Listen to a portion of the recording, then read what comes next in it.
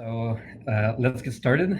So I'd like to welcome everybody to the first Protein Engineering and Design webinar organized by the journal Protein Engineering Design and Selection, or PEDS for short. It's a pleasure to have everybody here today with us. We have an audience here on Crowdcast as well as on YouTube. And my name is Roberto Chica. I'm a professor at the University of Ottawa and also the editor-in-chief of the journal. And I'd like to take a few minutes to tell you more about the journal as well as some exciting initiatives that we have in the works. So first of all, in case you don't know, PEDS is published by the Oxford University Press, which is the largest and second oldest university press in the world. It was founded in 1586. And Oxford University Press is a not-for-profit organization that publishes over 450 journals per year in all areas of knowledge.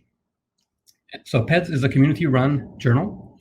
That means that it was founded by and for the community, and it was founded in 1986, so it's been around for a long time. And since then, it's built a reputation as a respected destination for publishing research in protein engineering, with many of the leaders in our field having published their work there, as well as serve on its editorial board, including several Nobel Prize winners, one of which is joining us here today.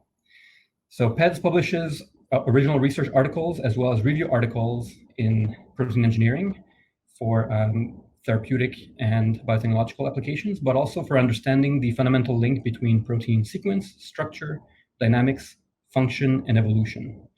So we're interested in things like the biophysical and structural characterization of engineered proteins, as well as the engineering of proteins for applications, and also the development of experimental or computational methods for protein engineering. So if you're working on any of these related topics and you have a manuscript in preparation, please consider publishing with us. So you may be wondering, why would I want to publish my work in PEDS? So I'll describe a few benefits of doing so.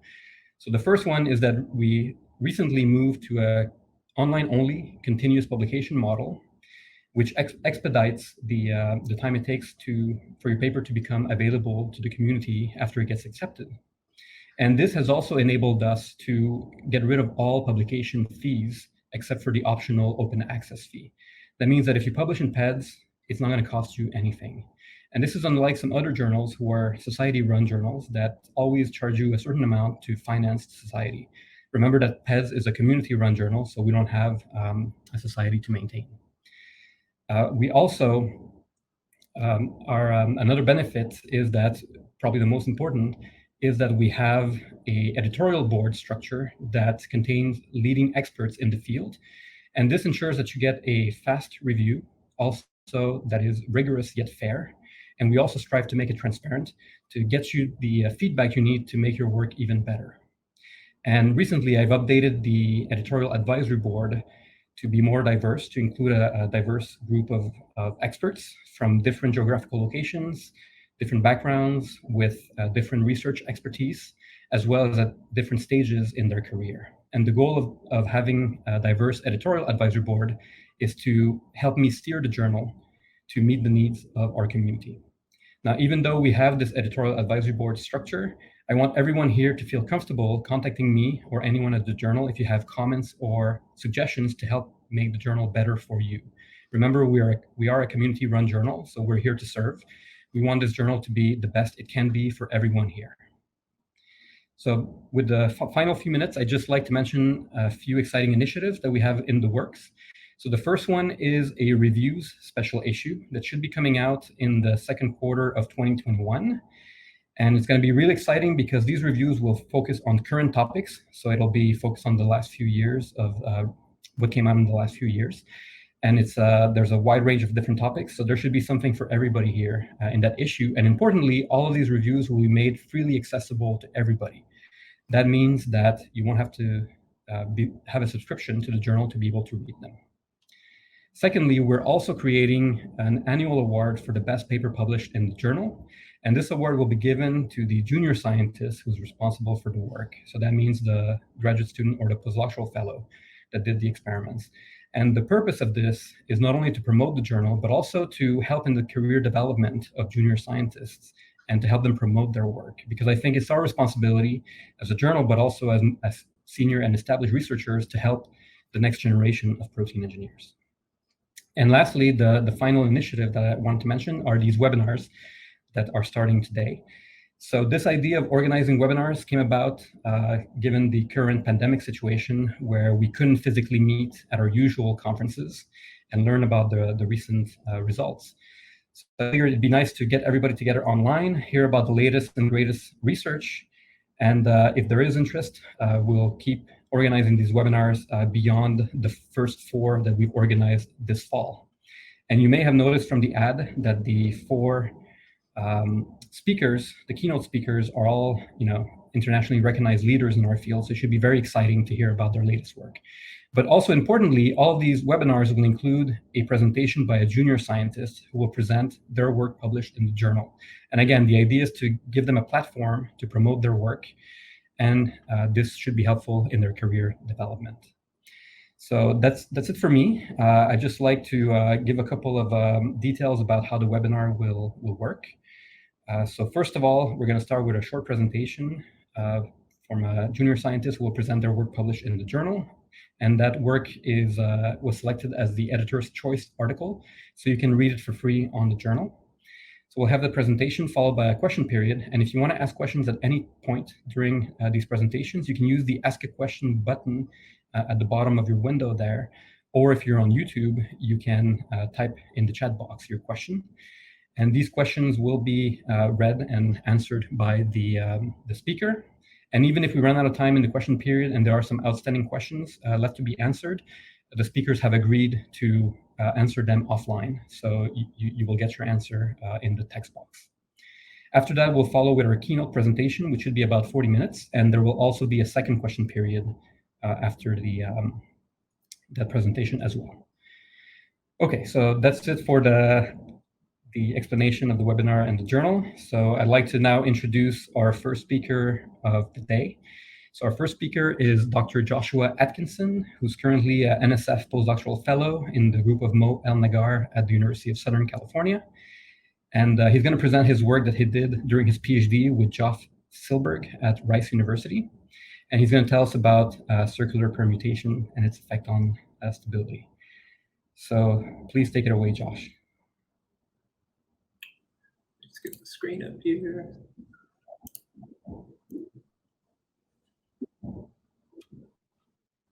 Hopefully folks can see that.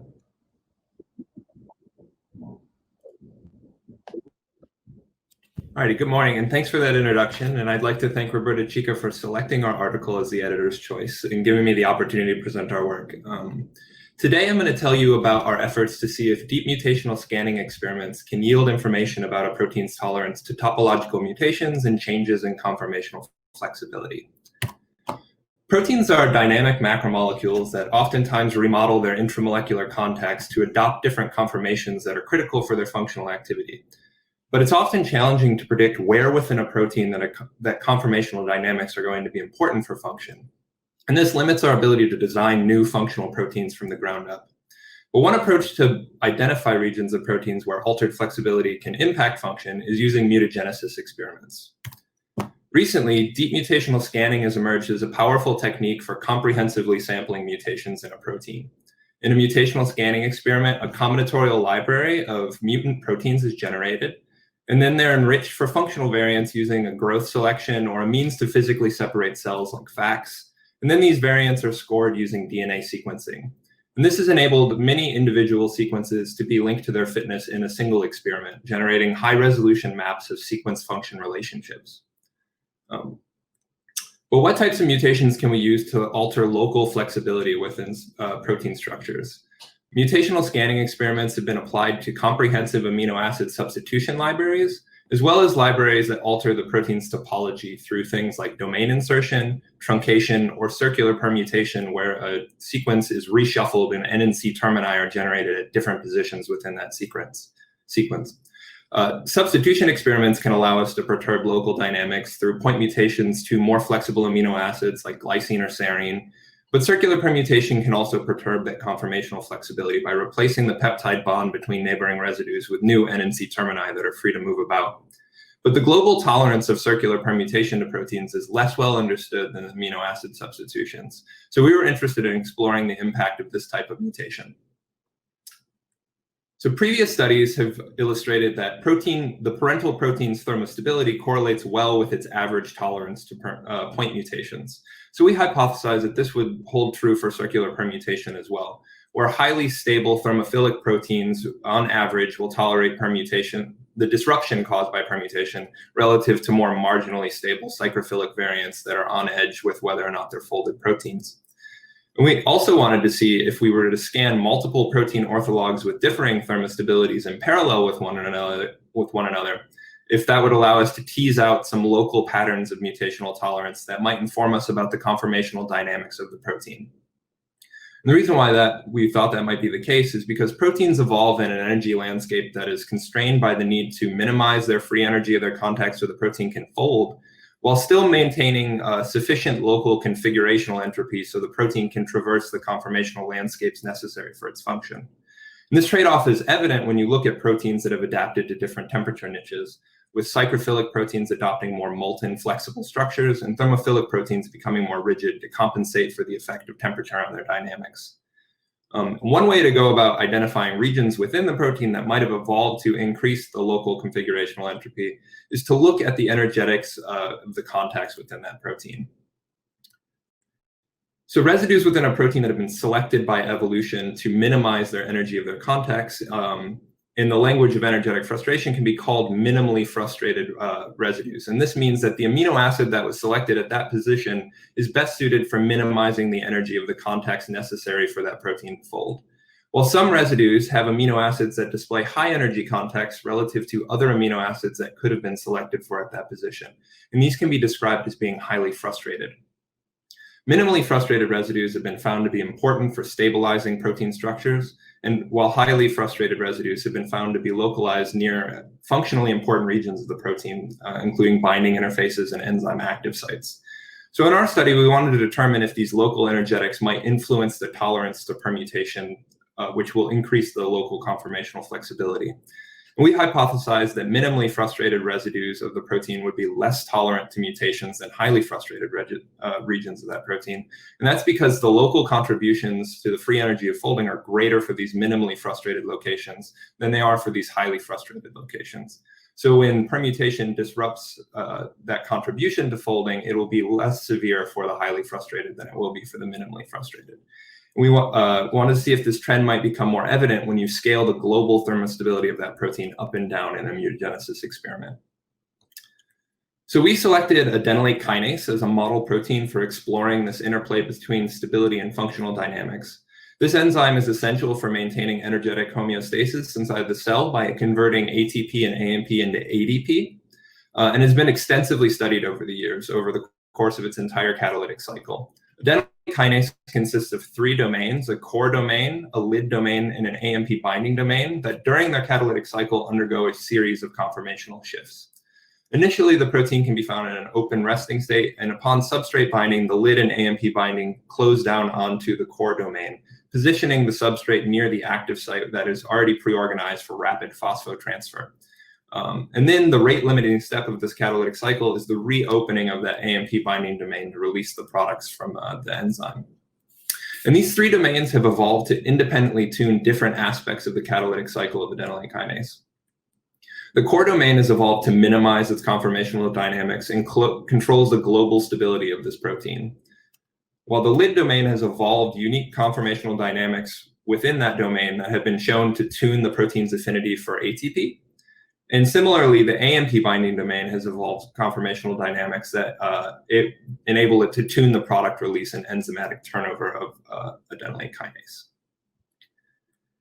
So we wanted to see if these domains that have evolved for different conformational dynamics would differ in their tolerance to circular permutation.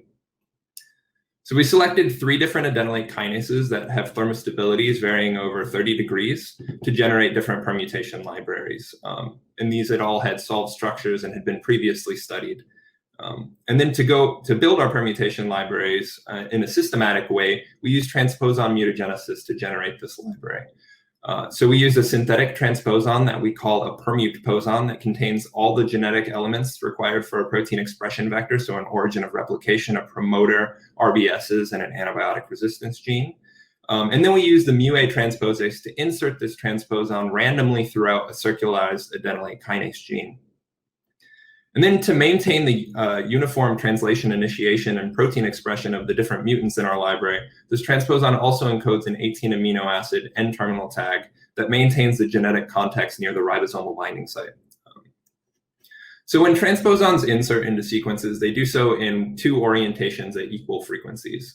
So one of these orientations is a parallel orientation where the regulatory elements of that expression vector are in the same direction as the coding sequence of our protein mutants. And the other orientation is an anti-parallel direction where these regulatory elements are the opposite direction of the coding strand. And because transposon insertion frequency is not uniform throughout the entire adenylate kinase sequence, we use these anti-parallel sequences as internal negative controls because they're unable to express proteins. And this allows us to calculate statistics regardless of the initial frequency of each mutant within our library. So the next thing we did is we took these libraries of circularly permuted AKs and we put them into a strain of E. coli that contains a temperature-sensitive adenylate kinase, and it's unable to function at higher temperatures. We then grew these cells under a selective condition at 42 degrees Celsius, as well as a non-selective condition under 30 degrees Celsius, where that endogenous adenylate kinase is functional. Then we harvested the DNA and then sequenced it using MiSeq and used a computational pipeline to generate circular permutation profiles. So this is where we quantified the fold enrichment of each variant between the selective and non-selective conditions.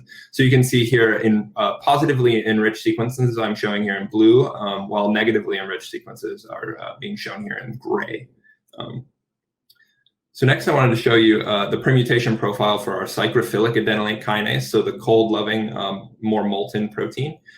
So this variant, just to walk through what this means, if variants were found to be statistically enriched relative to those anti-parallel variants I mentioned, they're shaded in this gray to black color. So these are functional or marginally functional proteins within our library.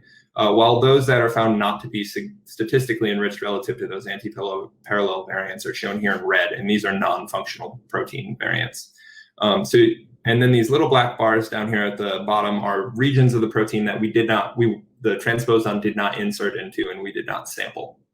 So as you can see, for the cycrophile, nearby the original N-terminus and the original C-terminus was tolerant to permutation and yielded functional mutants, as well as within that mobile AMP binding domain that I was talking about earlier. So now if we look at the mesophilic version of this protein, you can see there's a larger number of functional variants that were found in this library, and they're peppered throughout the core domain as well as the lid and AMP binding domain. And just if we increase the thermostability a little more to that thermophilic variant, you can see even more variants are now found to be functional within this library. Just to more clearly illustrate this point, we plotted the fraction of functional variants within our entire library relative to the parental thermostability of each of the adenylate kinases that we used. And this revealed to us that the ensemble tolerance to permutation correlated with the parental thermostability as we had expected based on studies of point mutation. So the next thing we wanted to see was, can we get family level trends about the local regions that can tolerate permutation within adenylate kinase? So to go about doing this, the first thing we needed to do was convert those fold change measurements that I'd mentioned earlier into a measure of protein fitness that we can compare between the three libraries that we had generated. And the reason why we needed to do that is our library also encoded for the native adenylate kinase sequence in addition to all of the mutants. And as the fraction of functional variants increased, the fold change enrichment of these proteins decreased. And this is just because of a competition for resource for more of these cells growing in the culture conditions that we were growing them in. So in order to normalize each per mutant's fold change to generate a fitness score, what we did is we just normalized that by the fold change of the native proteins within these libraries to get a measure of fitness. So if we look at the average fitness of each variant compared to the primary structure of adenylate kinase, you can begin to see a trend for which domains tolerate permutation. So originally near the N-terminus, you can see the wild type has wild type level fitness of 1. So this is wild type level of activity, this dotted gray black bar here. And then as we enter the core domain of this protein, quickly it no longer tolerates permutation. And then we can enter into the AMP binding domain, and you can see there's a rise in the tolerance to permutation up until this point where we actually begin to exceed wild type levels of activity in this protein. And in all 3 orthologs, this protein was found to be significantly enriched. And you can see that by the color of these circles here. Then as we enter back into the core domain of this protein, it's again no longer tolerant, except for in some regions where it's marginally tolerant. And into the lid domain, that's also true, where there's some marginal tolerance, and some that get near to wild type levels of activity. And then at the near the C-terminus of this protein, more of the core domain tends to be tolerant to permutation. And to see these domain level trends a little more clearly, what I did next was just to plot the average fitness versus the number of orthologs in which it was found to be significantly enriched. So you can see here the intolerant positions that were not significantly enriched in any of the orthologs were predominantly found within the core domain, with a couple positions within the lid and AMP binding domain.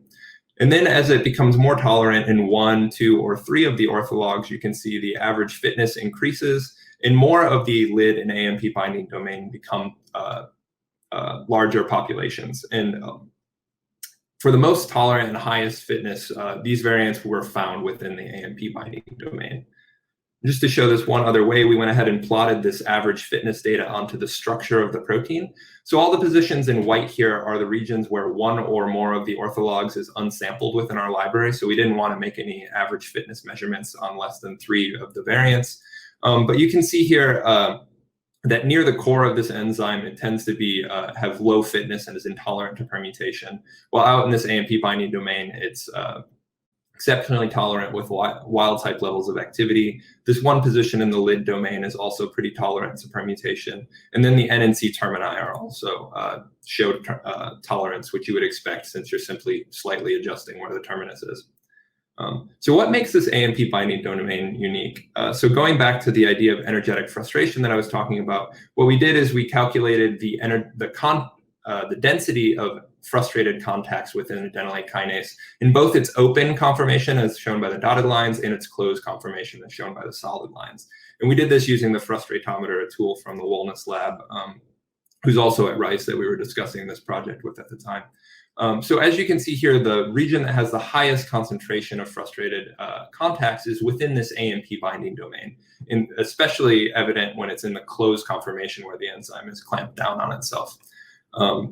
There's also pockets of frustration found within the lid domain as well as in the core domain. And this can be seen a little more clearly if you look at the 3-dimensional structure, where I'm showing the contacts that are minimally frustrated in green and the highly frustrated contacts in red. You can see this large cluster that is in this loop region of the AMP binding domain. So we plotted that average fitness versus this density of frustrated contacts in that closed conformation, and that revealed a positive correlation between these two values. And you can see here the AMP binding domain really stands out as having a large contact density of frustrated contacts and a very high average fitness relative to other permutants within our library. So just to summarize what we found in this study, there's domain-specific tolerance to increases of conformational flexibility caused by the permutation that we did. So if you permute within this core domain, it's often deleterious to the function of the enzyme, while when you permute in the lid domain, it can have intermediate effects. And then in the AMP binding domain, it's rarely deleterious to the activity of this enzyme. And just to conclude, we found that the average tolerance to new termini correlates with parental thermostability, just like it does with point mutations. The local tolerance to new termini has a correlation with the energetic frustration of the contacts within that region.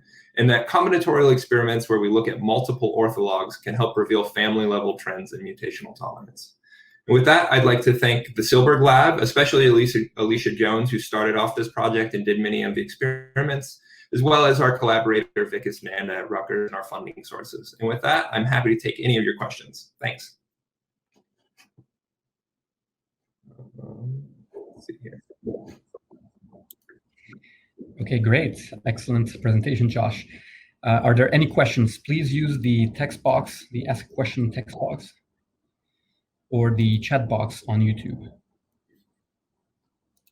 Okay, so give a few minutes there. People tend to be shy. But maybe I'll start, Josh, with a quick question.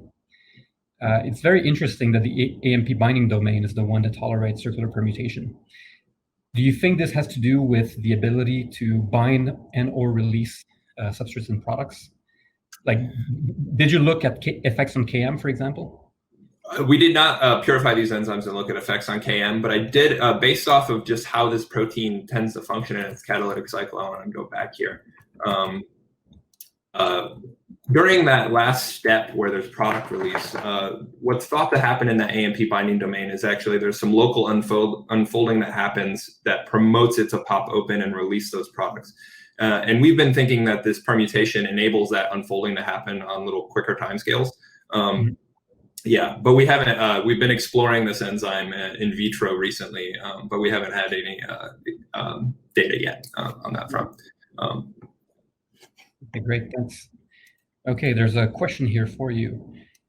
How does the tolerance to circular permutation correlate with flexibility of the region? Yeah, so the reason why we've been saying that this increases the conformational flexibility is just because we've eliminated that peptide bond that physically links these two neighboring residues together, and then actually replaced it with charged residues that oppose one another that will then, have a somewhat of a steric hindrance with one another. So we don't have like NMR data to back up this claim of increases of flexibility, but there have been papers that have shown that changing this chain connectivity does alter the flexibility locally in those regions of those proteins, and that's why we make that claim.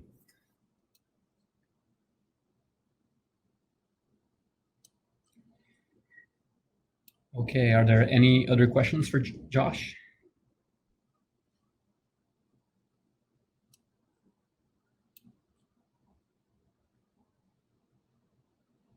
There's a lot of hands clapping, a lot of praise, not many questions, but that's good. I guess you were very clear. Okay, in any case, if you have additional questions, if you think of them in the meantime, please add them to the text box, and Josh, I'm sure, will be happy to answer them there. Definitely. Thank you, guys. Thank you, Josh. Okay, so our next speaker is Professor Steve Mayo from Caltech. And it's a great pleasure to have him here today to tell us about his recent work. So Dr. Mayo has been at Caltech since 1992, and he's widely recognized as a pioneer in computational protein design, as being one of or the first person to design from physical principles and using a structure-based approach to design a protein to adopt a specific fold. And he's also, along with David Baker, a pioneer of computational enzyme design. So Dr. Mayo started his training at Penn State University, and then he moved to Caltech to work with Harry Gray. And during his PhD, he co-founded a molecular modeling company called Molecular Simulations, which eventually morphed into Accelerus. And I think even now they've changed names to something else. But basically, he helped develop a lot of the computational modeling tools that some of us have used. And after that, he also did two postdoctoral stints, one at Berkeley and one at Stanford, and joined the Caltech faculty in 1992. He quickly rose through the ranks. He was admitted into the National Academy of Science, and was also a HHMI investigator. He also more recently dedicated a lot of his energy to administrative positions at Caltech. So he's been Vice Provost. He's currently the Division Chair of Biology. And we're very happy to have him here today to tell us about his recent work in computational protein design. So thank you, Steve, for joining us. Hi, can you hear me? Great. So it's a great pleasure to be here. And I want to start by thanking Roberto for inviting me. I've been looking forward to this, particularly given the transition that I'm making from being division chair to getting back into the lab and focusing on research. I've been in an administrative position now for 13 consecutive years That run will end on Monday, and I'm looking forward to doing some more interesting stuff on the computational protein design front. So today I wanted to tell you a little bit about some early work that we're doing in a new area for us, which is entitled CDR extended antibodies. So the basic idea is that we want to put a twist on to antibody-drug conjugates in a way that is, we think, interesting and potentially important for developing maybe future potential therapeutic molecules, but also just a lot of fun in terms of thinking about designing protein binding molecules. Okay, so the presentation outline, I want to just do a brief introduction to computational protein design using some slides that I've probably overused throughout the years, but I think they'll serve the purpose of putting everyone close to being on the same page. And then to talk about this idea of CDR extended antibodies, what the concept is, and then what our first test case is to try out the idea. Okay, so computational protein design is really sort of, you can think about it as a collection of different methods and then applying those methods to various applications. On the methods side, most computational protein design approaches require some sense of what the protein backbone is, require some description of the conformational flexibility of the amino acid side chains, which we capture as rotamer libraries. Of course, we're very interested in sort of quote unquote physics-based design approaches. And so in order to implement that, you need to have a atom-based molecular mechanics force field for computing energies. Then of course, computational design is a combinatorial problem. And it's important then to have an approach to solving the combinatorial optimization problem. For many design problems, the issue of negative design is also very important. That is, it's not sufficient to design in a positive sense, that is, to design for your design objective.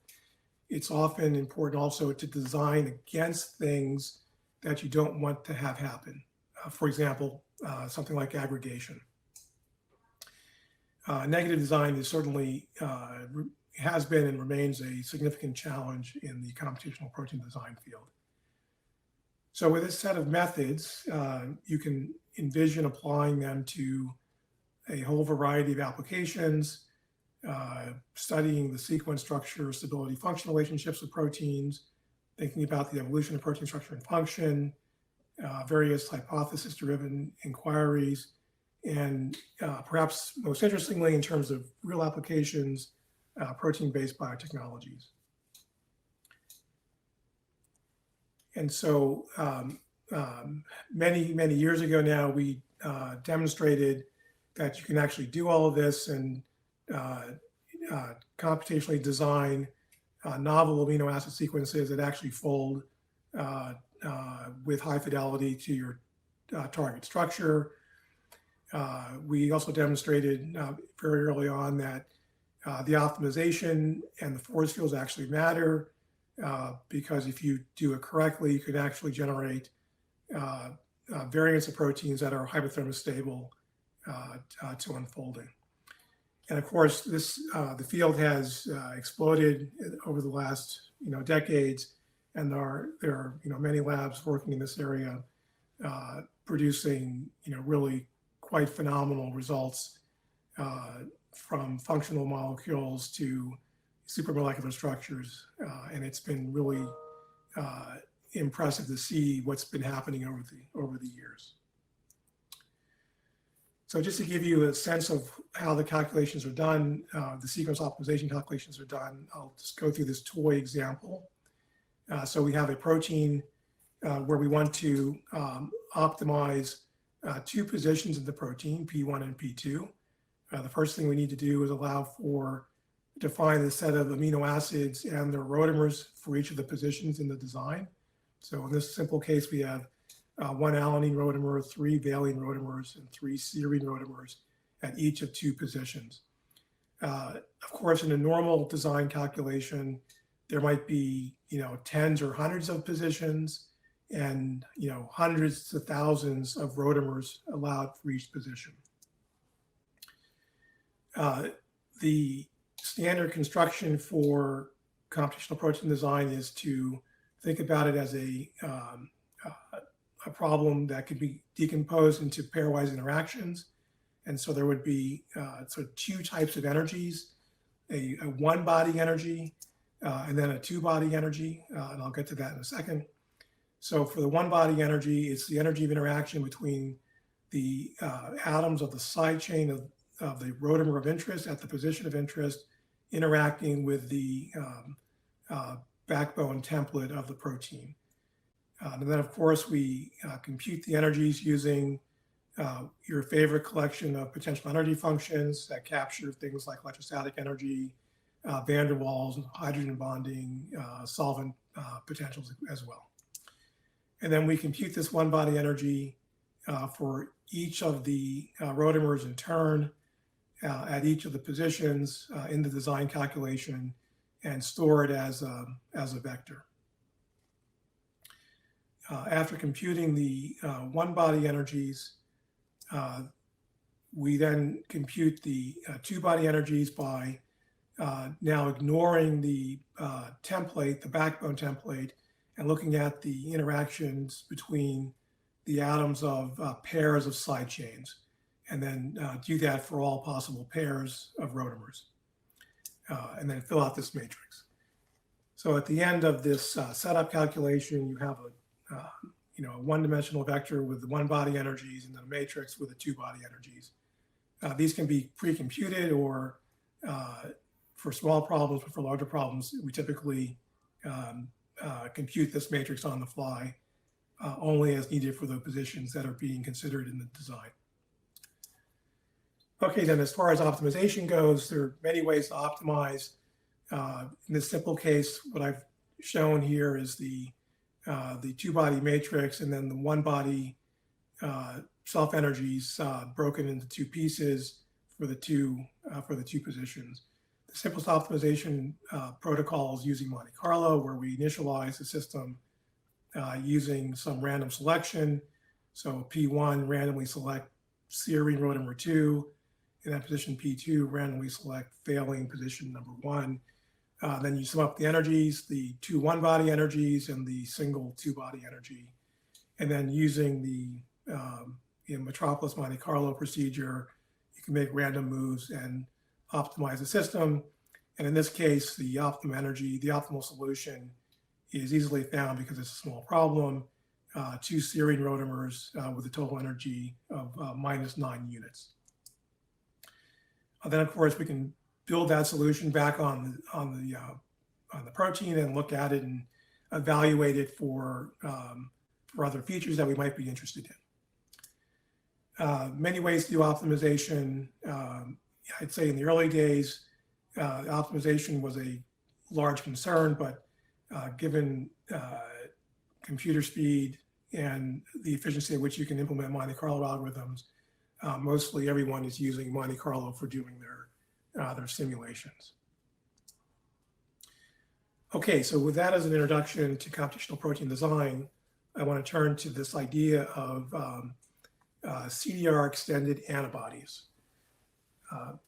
So the concept is a derivative of something that's been long studied in the drug industry, a molecule called an antibody-drug conjugate, an ADC. So an antibody-drug conjugate uses an antibody to target some typically a protein, usually a cell surface protein. That antibody then has a small molecule drug covalently attached to it with a PEG linker, for example, and the antibody drags that small molecule payload to some target, and then the payload is either released or connect while covalently attached to the antibody. It's a great concept. What it effectively does is it concentrates your small molecule drug in an area where it's most needed, and potentially where it will have the least toxic side effects. So if you had a very toxic, very cytotoxic anti-cancer drug, you can minimize toxic side effects by concentrating the drug using the antibody on cancer cells. So importantly, the ADCs use, they target two independent sites. So the antibody has its own target, and then the small molecule drug has an independent target that it operates on. More recently, a group at Amgen came up with this idea of chemibodies. So this is an advance on antibody-drug conjugates that allows for binding synergy between the antibody and the small molecule binding to the target. So in this case, instead of two independent targets, there's a single target, but two independent binding sites. And because the small molecule is linked to the antibody, you get this synergistic effect in terms of binding. And in the Amgen example that was published a couple of years ago, they were able to get roughly, I believe, a 20-fold improvement in the affinity for the target. So what we're interested in is an evolution of this concept that we're calling CDR extended antibodies, that rather than targeting two different binding sites, we're targeting a single binding site. So there's one protein target and one binding site. And the antibody and the small molecule cooperate to bind the actual single binding site. And that's illustrated here on this slide. So in the chemibody concept, this is from the Amgen group, published in 2018. The antibody has a PEG linker to a small molecule that binds to the active site of the target protein. And as you can see, the antibody itself, through its CDR loops, is binding the same target protein, but in a different region.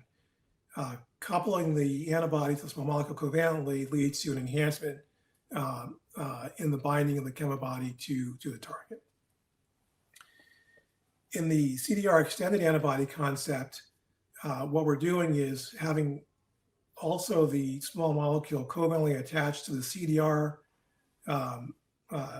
attached to the antibody through a position on the CDR loops. And then, of course, the small molecule binds, conceptually will bind to its binding site on the target. But in addition, we're building an interface between the CDRs and the protein target to effectively increase the binding surface area of the small molecule. So it's an extended CDR, chemically extended CDR, where we have now a much more extensive binding site for both the antibody and the small molecule. And the idea is that this will potentially enhance target specificity. It's a concept that should allow for the development of novel protein binders. And there are many potential applications. One potential application is to rescue failed drugs.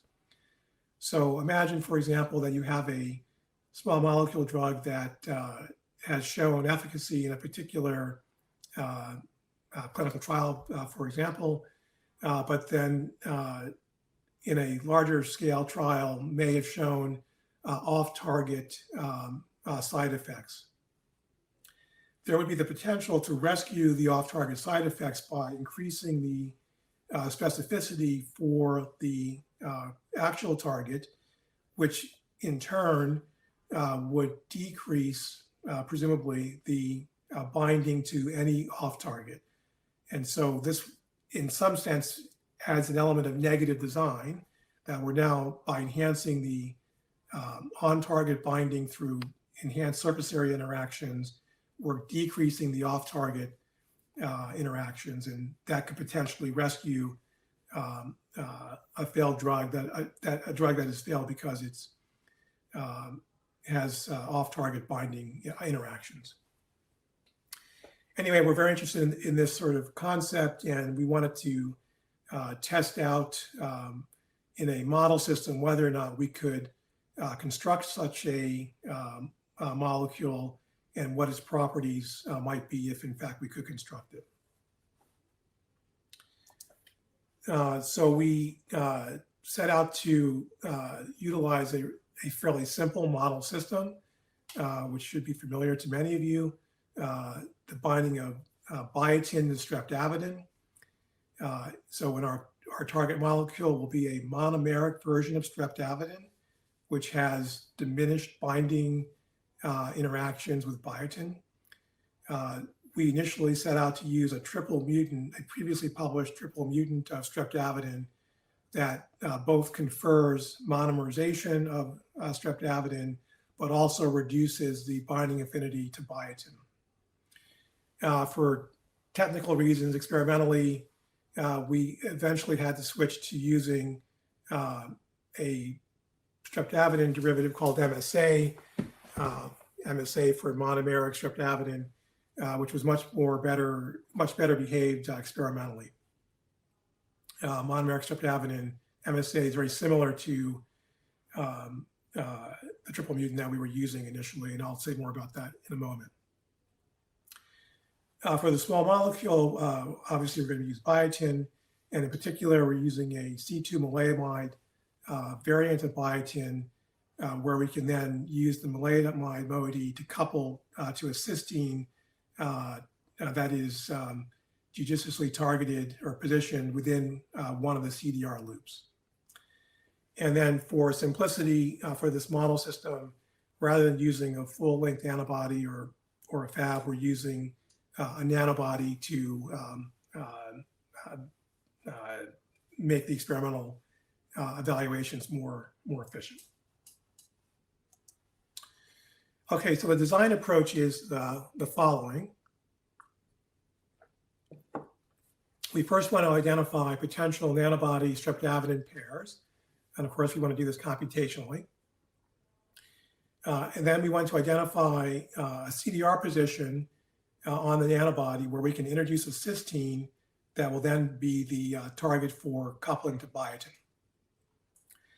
And then, of course, we want to optimize the protein-protein interface, the antibody-protein interface, and then any other region of the antibody that would require optimization in order to build a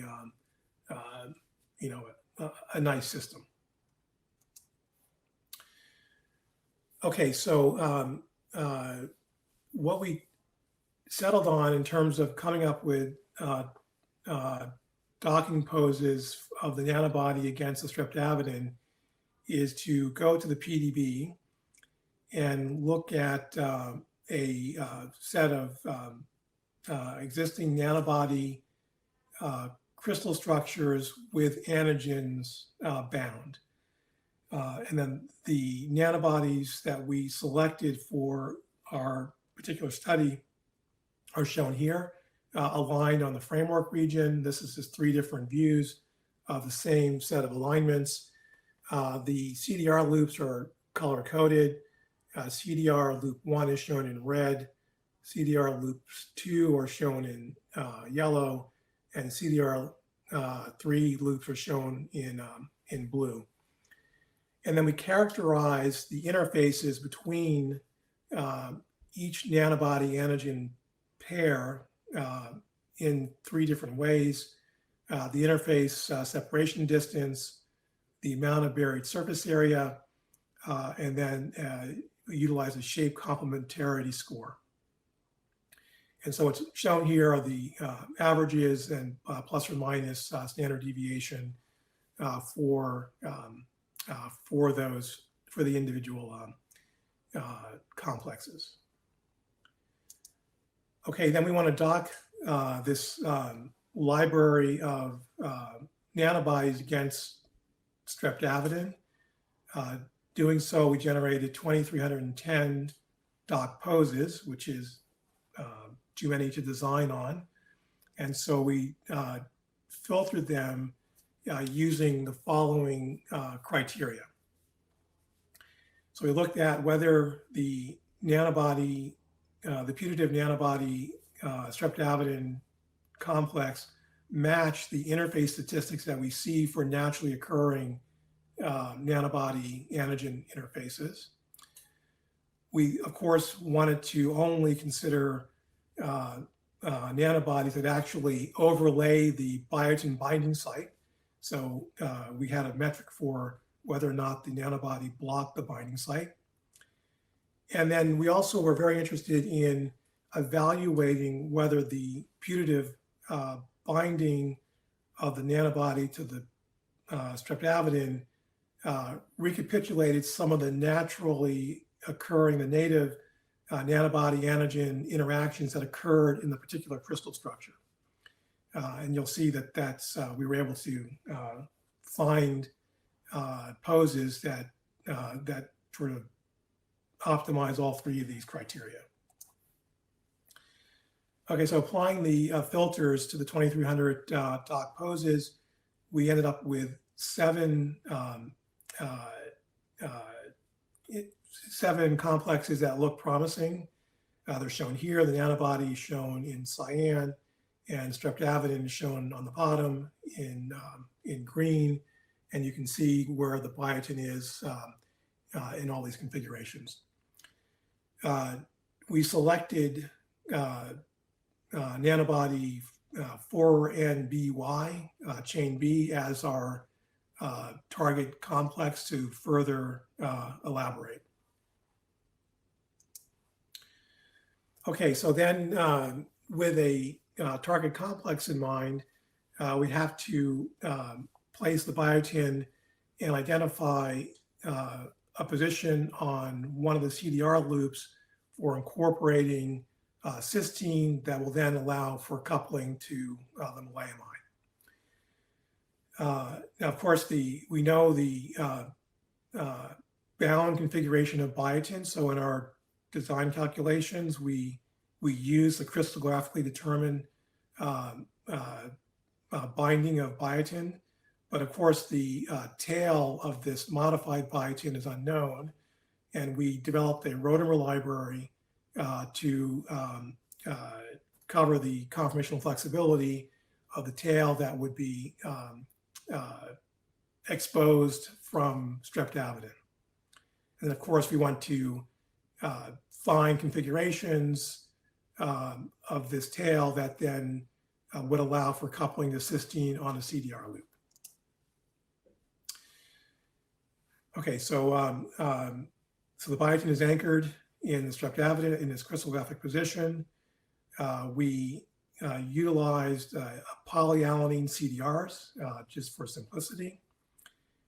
We implemented rotamer flexibility for the biotin tail, and then we evaluated for each rotamer steric clashes with both the nanobody and with streptavidin, and then looked for proximity of the a putative C alpha position on the streptavidin molecule with a C alpha position with the correct stereochemistry on the CDR loop. Okay, so we were able to find a number of such solutions. We settled on position 103, which is in CDR3 of this particular nanobody. And you can see that the CDR3 loop extends over here. You can kind of make out the maleimide moiety, and it's hard to see where the connection is to the cysteine, but it's buried there. If we zoom in to the interface, what we'll see, this is the streptavidin on the bottom and the nanobody on top. there are two critical interactions between the CDR loop residues in the original nanobody antigen structure. So that's shown here on the right. A tyrosine making an interaction with a backbone carbonyl, and an arginine making also an interaction, with a threonine side chain. Those two interactions are recapitulated in our docked model, which is something we sought to achieve.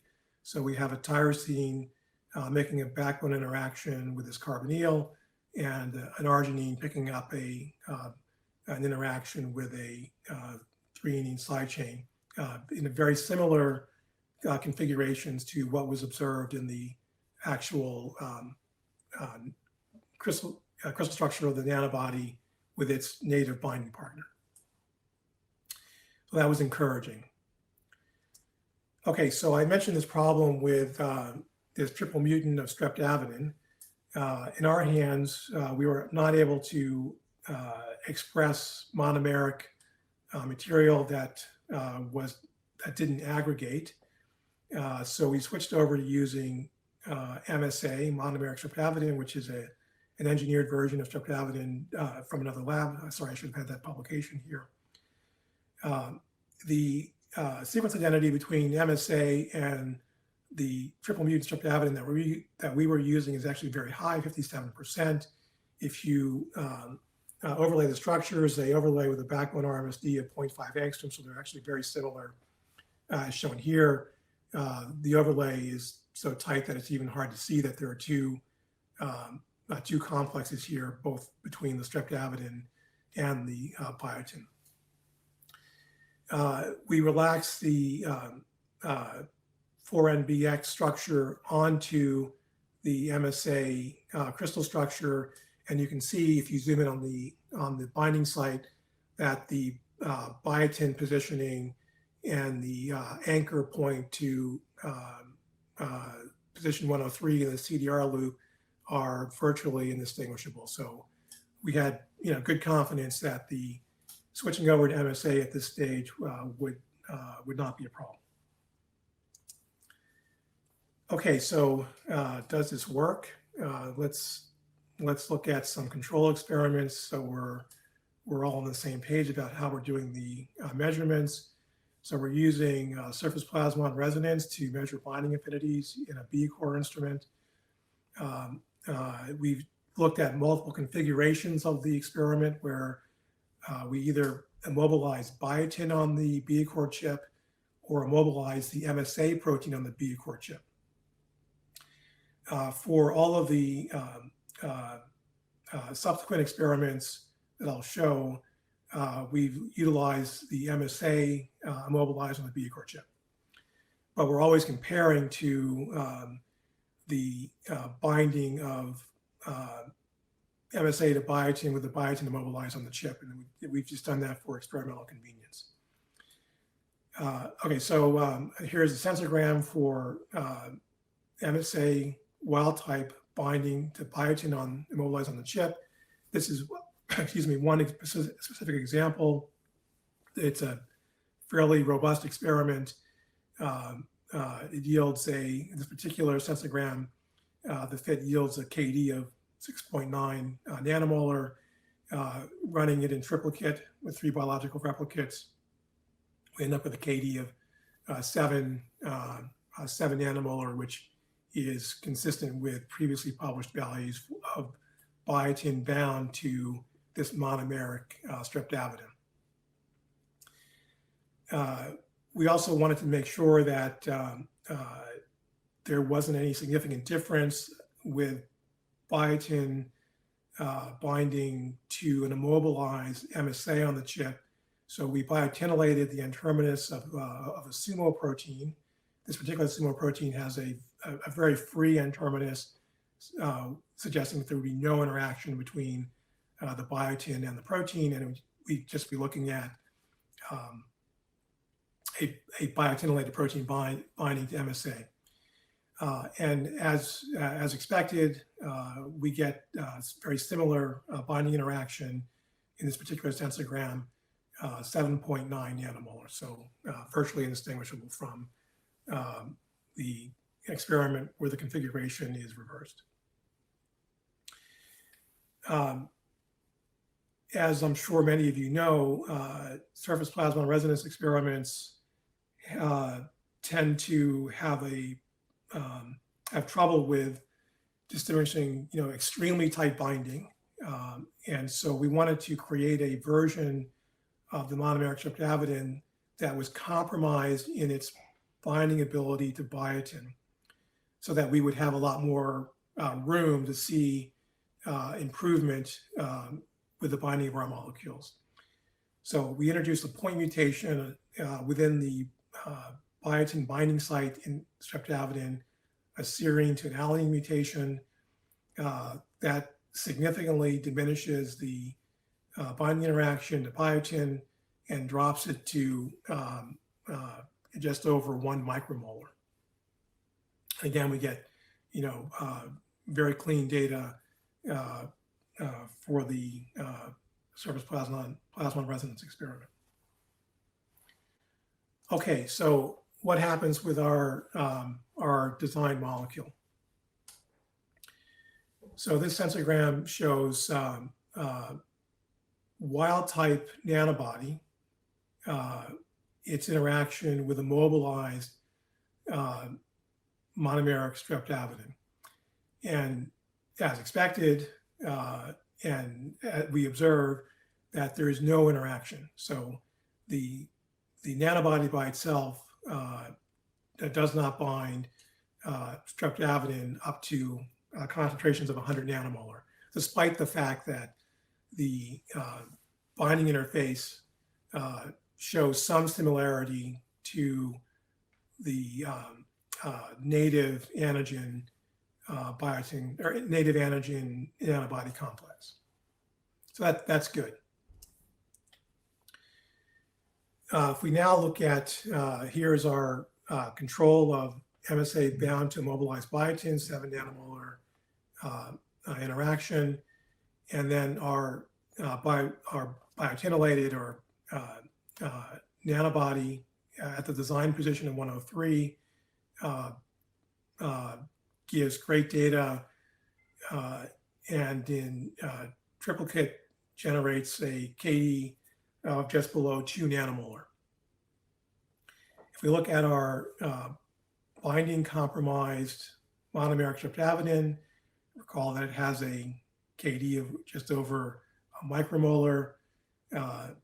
Binding of our design molecule to MSA S27A also shows significantly improved binding, resulting in overall roughly a 4 to 5-fold binding enhancement for the base design.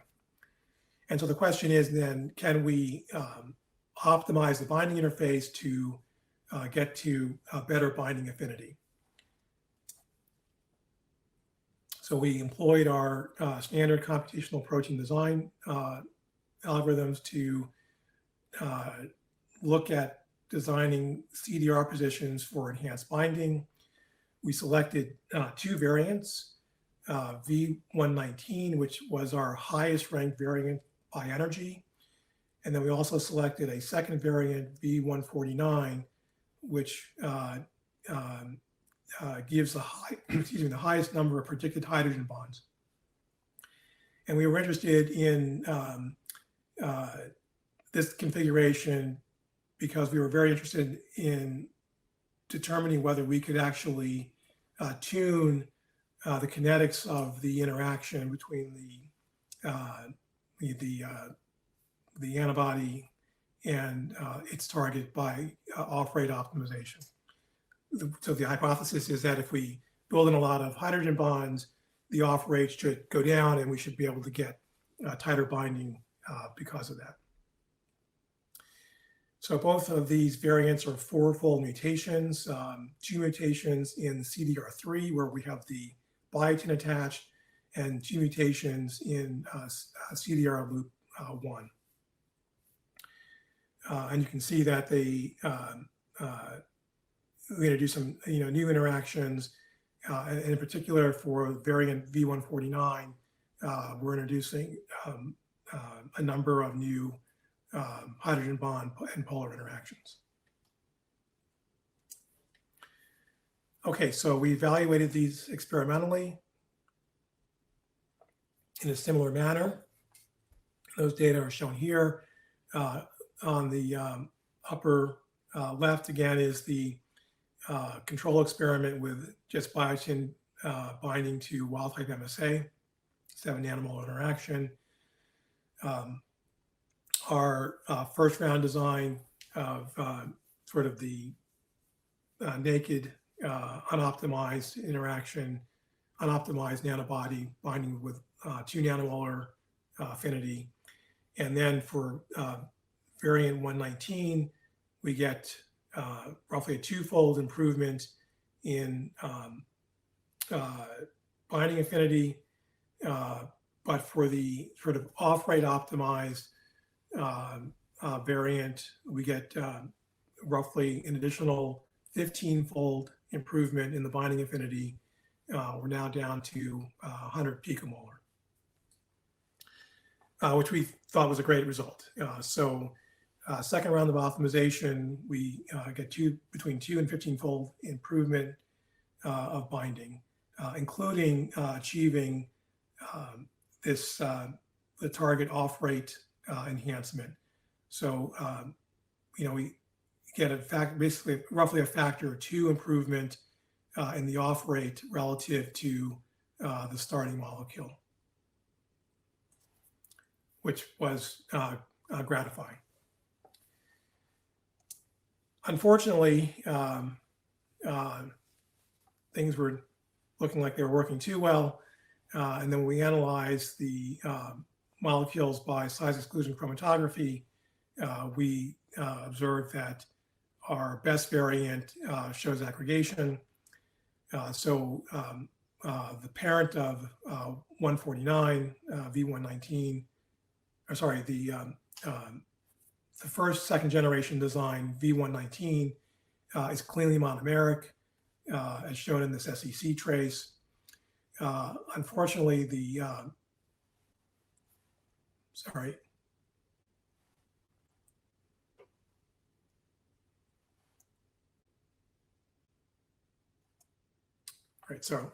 unfortunately for our best variant, 100 picomolar binding, it's clearly aggregating. Here's where the monomeric peak should be coming out. There's a considerable amount of aggregation. How am I doing on time? Okay, so so we attempted additional CDR optimization on the 149 molecule, added 6 additional mutations at various locations in the CDR to generate a variant called V186. That variant, unfortunately, shows even greater aggregation. Still retains binding, but the aggregation problem was exacerbated. So we decided to try to evaluate what was happening with the aggregation by using MD analysis. And so this is a 100 nanosecond MD simulation of the nanobody bound to MSA, focusing on CDR loop 3. And what you'll see is that when I start the run, this CDR3 loop will actually unwind a little bit and lose its contact with the rest of the protein framework. And you'll see very quickly the loop will extend into a conformation that, although it's hard to see from this view, sort of unpacks itself from the rest of the protein. So analyzing the MD simulation, it suggested the introduction of 2 additional mutations, but these mutations would be in the framework: an alanine to valine mutation and a phenylalanine to tyrosine mutation.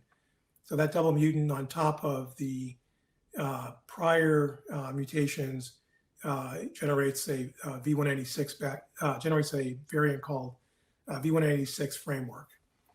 And then this is just showing some molecular detail of what's happening with those mutations.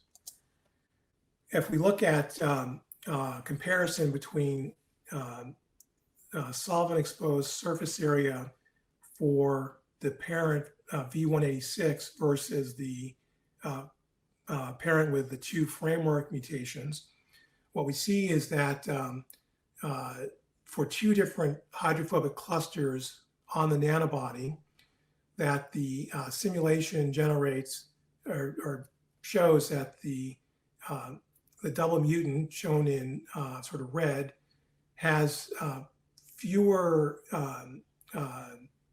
snapshots of exposure of the hydrophobic clusters to solvent, suggesting that the V186 framework mutation variant should be less prone to aggregation. And we actually observed that experimentally. So the compared to the 149 parent that I showed previously, which had lots of aggregation, the framework mutations rescue significantly the aggregation tendency of the variant. There's still some stuff happening, but we're getting mostly monomer. And satisfyingly, that variant still binds with very low nanomolar, high picomolar binding affinity. And so the variant, this framework variant binds with 35-fold greater binding affinity than biotin alone to the MSA wild-type target, and 21-fold tighter binding affinity to the compromised streptavidin target. I haven't shown the data for this, but it's similar. It's similar in quality to the other SPR traces that I've shown. So to summarize, CDRs, CDR extended antibodies are natural evolution to the antibody-drug conjugate concept, offering potential for the creation of a new class of protein binding molecules. The computationally driven design of CDR extended antibodies can be achieved through a systematic stepwise approach that leverages well-established computational protein design methods. In this demonstration system, this model system, we were able to show the viability of the design concept, and we were able to achieve greater than 20-fold improvement in binding relative to biotin alone, starting from binding affinities as weak as a micromolar to as strong as 7 nanomolar. And perhaps the most important information is who did the work. The work was primarily done by graduate student Jingzhou Wang, who's a graduate student in our biochemistry and molecular biophysics graduate option. Jingzhou had help with some of the computational work, particularly the MD simulations, by Aiden Aceves, who's a graduate student in our bioengineering option. Both tremendously talented graduate students, and I'm really thankful for their joining the lab and working in the lab during my hiatus as division chair. Also general support from Monica Bretkow for laboratory operations, and support from the Caltech Protein Expression Center, which is directed by Joff Silberg. And with that, I will be happy to take questions.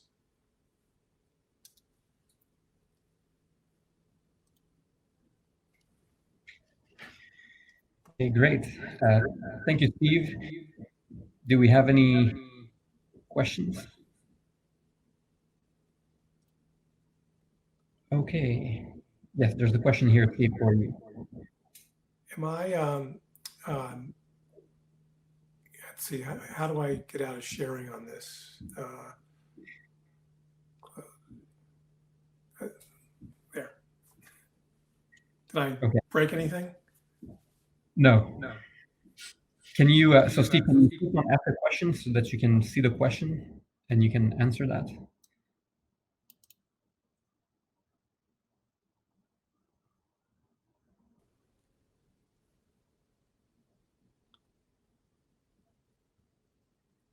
Okay. The one at the bottom. Is there value in considering that one? Yes.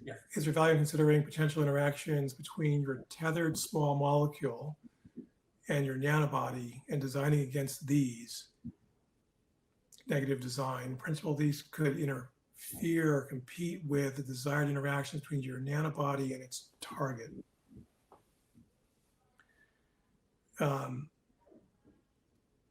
So we definitely, the design calculations certainly include the small molecule as tethered to the nanobody. So all of those interactions are completely included in the design calculations. I'm not necessarily understanding what the negative design implication is there. But it is certainly the case that we include the small molecule in all of the calculations.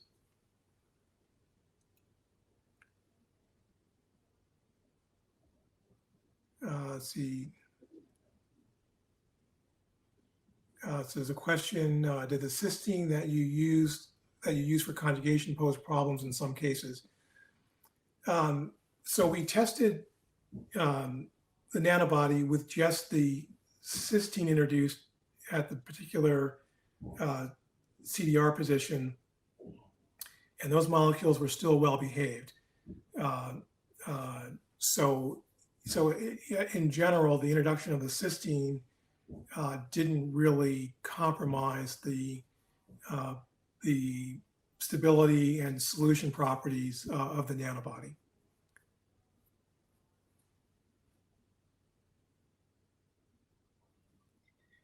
Steve, maybe I can ask a question. Please. So I was really interested in your docking protocol. So can you give more detail? For example, did you use trials to do this? And if so, how did you define the binding interface? Right. So the docking was done using a fast Fourier transform docking algorithm that was developed years ago.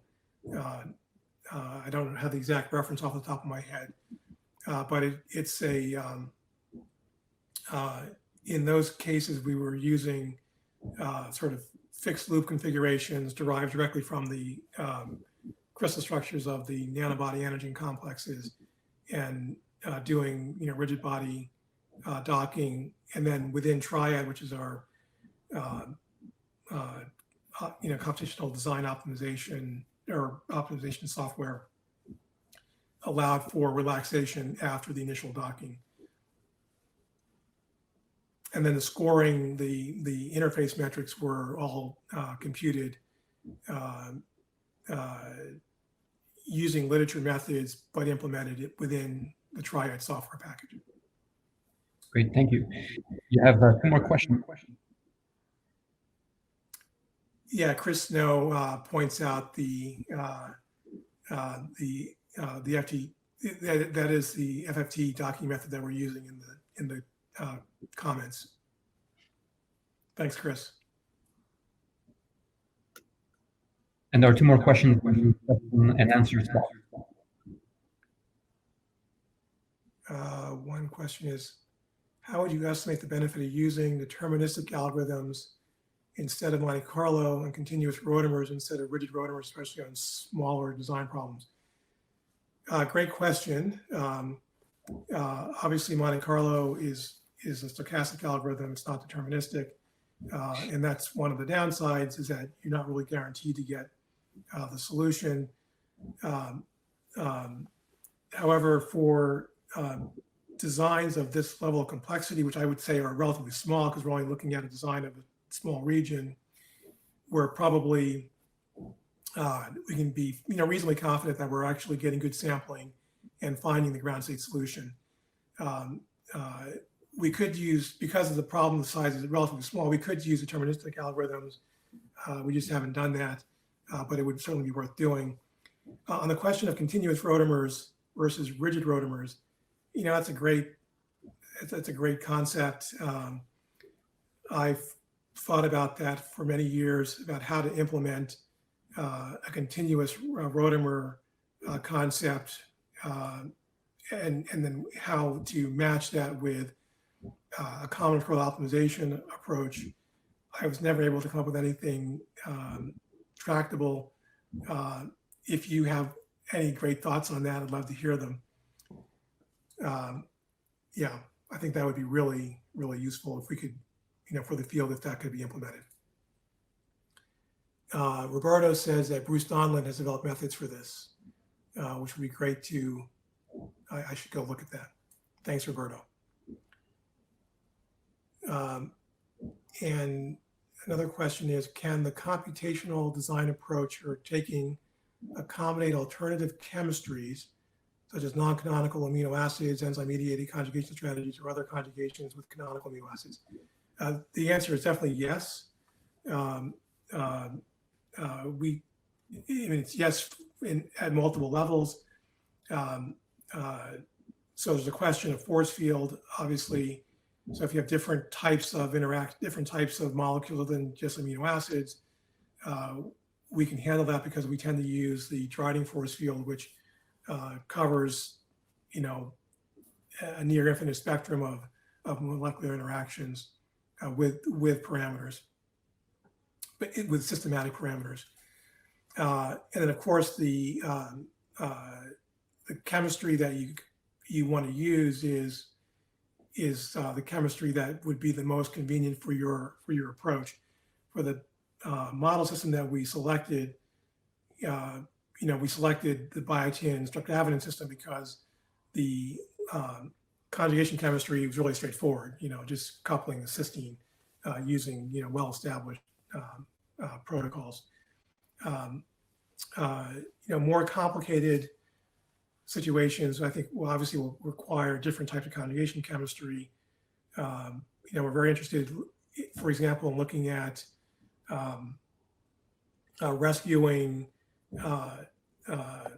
antibiotics that are no longer useful for treating, multi-drug resistant Staph aureus, for example, and rescuing those antibiotics by adding an antibody to build a tighter binding interaction and allowing for interaction with PBP2A, for example. In those cases, the coupling chemistries that we were looking at are much more complicated than using cysteine and maleimide. So all of those things can be accommodated within our computational framework.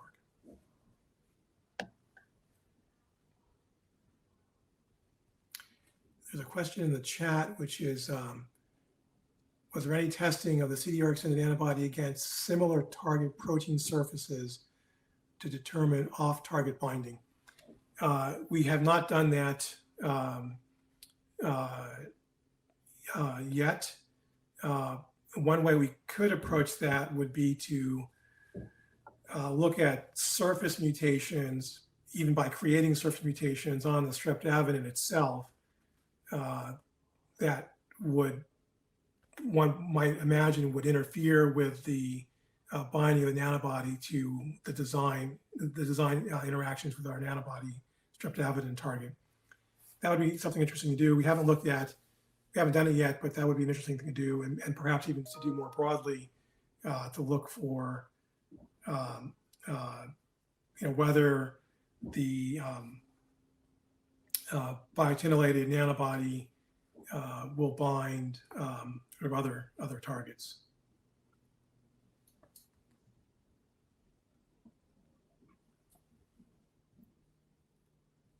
Another question, have you considered using experimentally derived ensembles of each antibody conformation prior to docking so as to increase sampling of the binding site? That was from Roberto, a great idea. We have considered that as a general matter in our design approaches. We haven't done it specifically for this case, but it is certainly something that we could easily handle. So the idea obviously would be to take an antibody structure, apply, for example, a short run of MD simulation to generate a structural ensemble, and then to look at each member of that ensemble in the FFT docking algorithm, which is fast. So it wouldn't necessarily increase the pose generation time by that much, and could potentially give a lot more choices for initial poses.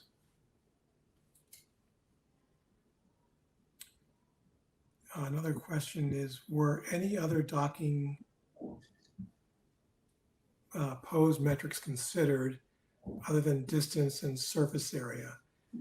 Yes, there were there were four things that we looked at to determine which poses were most desirable. Let me go back to that slide. I won't share it, but I'll just, so there was interface separation distance, buried surface area, a shape complementarity criterion, and then the fourth thing, well, I guess there were two additional things. One was that the pose had to cover the biotin binding site, and then the final thing was that we really wanted to see examples of specific interactions in our poses that recapitulated the nanobody native antigen binding interactions. And you may recall there was a slide I showed where for the pose that we selected, two interactions that existed in the native nanobody antigen complex were also recapitulated in our modeled nanobody streptavidin complex.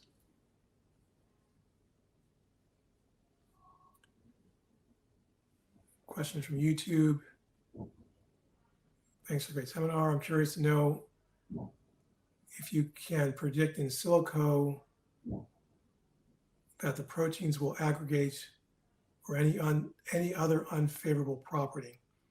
Could this be built into in silico selection?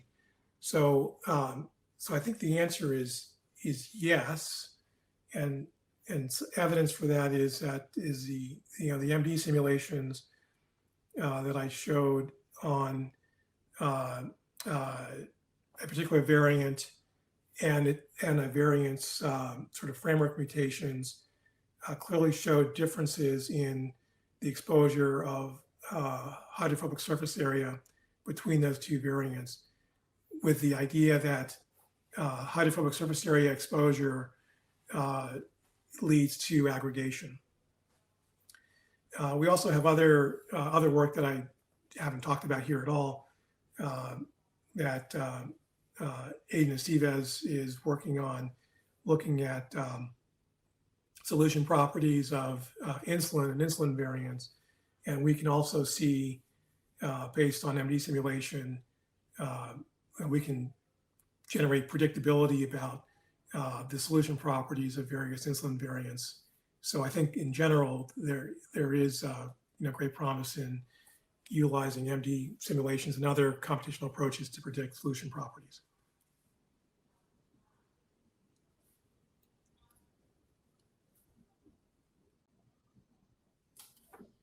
Okay, great. I think we're out of time, unfortunately, but that was great, Steve. Thank you for the nice presentation. Very exciting to see what your lab has been up to.